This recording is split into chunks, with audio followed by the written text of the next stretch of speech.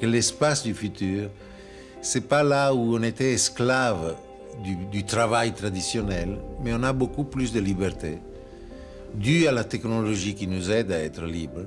Et donc l'espace du bureau, c'est un espace hybride, qu'il est un peu à moitié et à cheval entre l'espace domestique, l'espace du bureau traditionnel, la salle de gymnastique, la salle de jeux, c'est un peu un mixte. Le bureau de demain ou d'aujourd'hui, c'est plutôt un club où les gens qui ont les mêmes affinités, les mêmes intérêts, ils se retrouvent. Mais pour l'exécution pratique du travail, on n'a plus besoin d'être lié physiquement à un lieu. Et donc, il y a une explosion de cet espace. Et donc, le monde entier, c'est les bureaux. Dans les bureaux Jay Chiat, les gens sont 250 et ils travaillent et apparemment avec des résultats bons au niveau de ce qu'ils font et surtout avec plaisir. Et ils peuvent choisir le lieu où ils veulent travailler chaque jour, changer de lieu. Il n'y a pas la fixation du lieu, mais c'est un lieu qui nous permet d'être utilisé selon nos besoins de chaque jour, selon nos humeurs, selon nos désirs. Un jour, on est content d'être à côté d'une fenêtre et regarder dehors pendant qu'on fait le travail ou qu'on discute avec une rencontre d'affaires. Et les jours après, on aime plutôt être recueilli dans un coin plus sombre, plus à l'intérieur du bureau, plus à l'intérieur de cet espace, et rester avec nous-mêmes. Ça, c'est la liberté.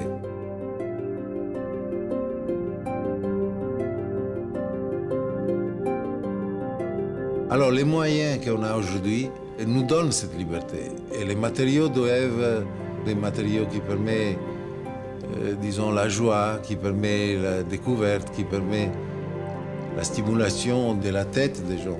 Donc des matériaux qui sont en liaison avec les caractéristiques du corps humain, qui sont un peu souples, de la souplesse, de la transparence, de la sonorité, de la joie, de la couleur, et aussi des informations mentales.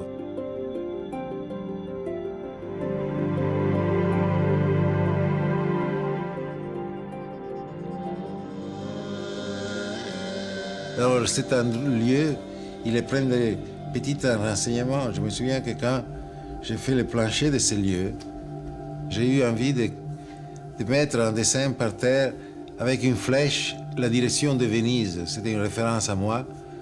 On est pas loin de Wall Street, donc Venise, c'est loin.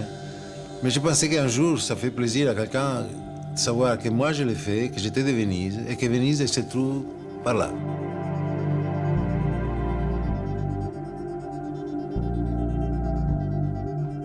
Ou bien, à côté d'une fenêtre, il y a une petite écriture par terre. Si on regarde, et cette écriture nous dit « Beautiful view ». Alors, bien sûr, on regarde tout de suite à la fenêtre.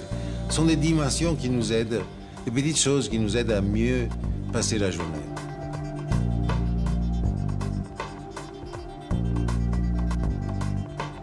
Ce bureau, c'est un lieu où on arrive dans un lieu abstrait, c'est une tour, comme il y en a des centaines dans le monde ou des milliers.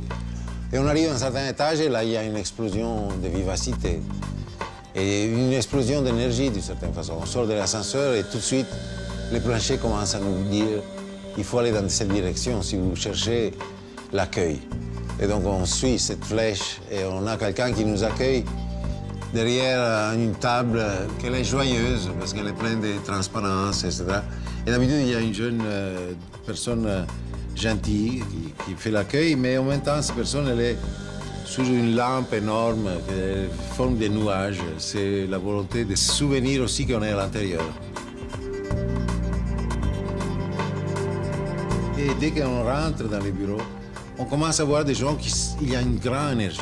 Ils se baladent, ils bougent tout le temps. Et on rentre dans une espèce de village. Voilà, les bureaux, c'est comme un village où il y a des petites ruelles qui nous invitent à être parcourus pour découvrir qu'est-ce qu'il y a au fond de la ruelle. Parce que rien n'est vraiment très clair. Et bien sûr, dès qu'on prend une certaine ruelle, on tombe dans la piazza, et on voit des bâtiments, on voit plein de petites choses comme il y a dans les villages.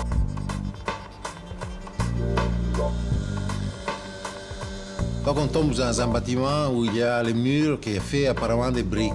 Et les briques en question sont des remote control.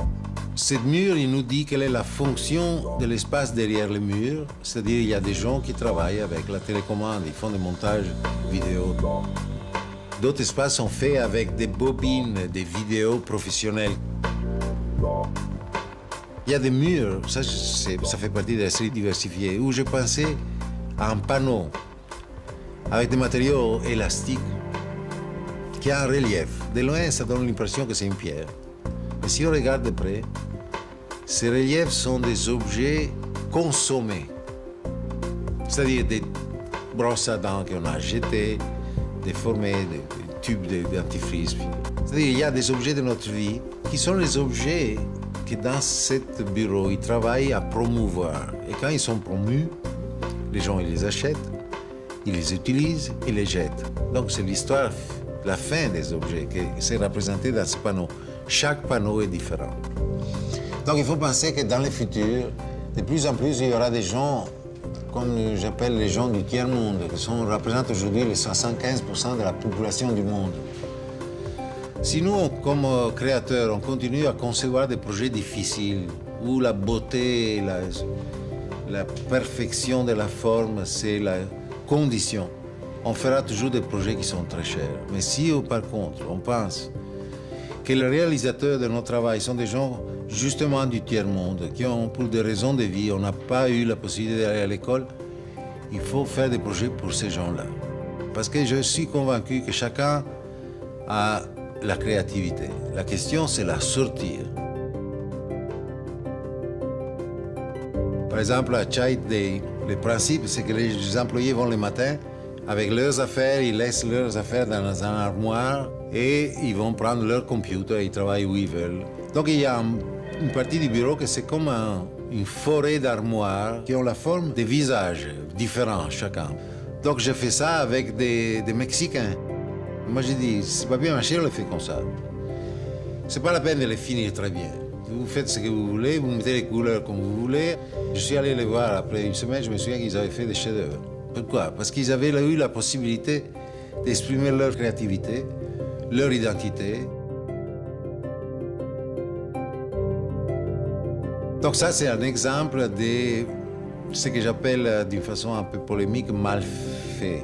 Mais le mal fait, ça va être la façon de travailler du demain. C'est pas la beauté traditionnelle, mais c'est la beauté du futur. La beauté du futur, elle est faite comme les gens, avec des défauts. Il y a des gens qui ont des défauts, mais ils sont charmants quand même. Alors les objets du futur, ils sont avec des défauts, mais ils sont très charmants, ils sont très beaux.